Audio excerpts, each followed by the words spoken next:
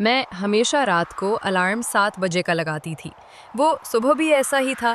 آنکھ کھلی، گھڑی بھی 7 بجا رہی تھی، موبائل کی اسکرین پر بھی 7 بجے چمک رہا تھا، لیکن کمرے کا ماحول عجیب سا لگ رہا تھا۔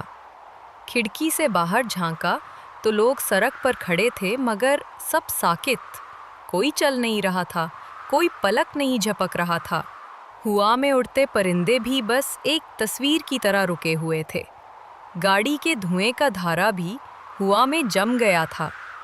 میں نے ہاتھ ہلایا، بس میں ہی حرکت کر رہی تھی۔ میری سانسوں کی آواز کمرے میں گونجنے لگی، جیسے یہ پوری دنیا صرف مجھے دیکھ رہی ہو۔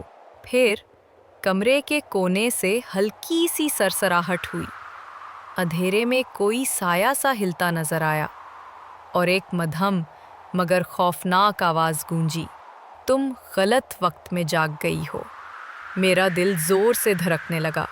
میں موبائل اٹھانے کے لیے بڑھی، لیکن موبائل اسکرین پر ٹائم بدل چکا تھا، 6:59، اور کسی نے وہاں سرخ رنگ میں لکھ دیا تھا، واپس سو جاؤ۔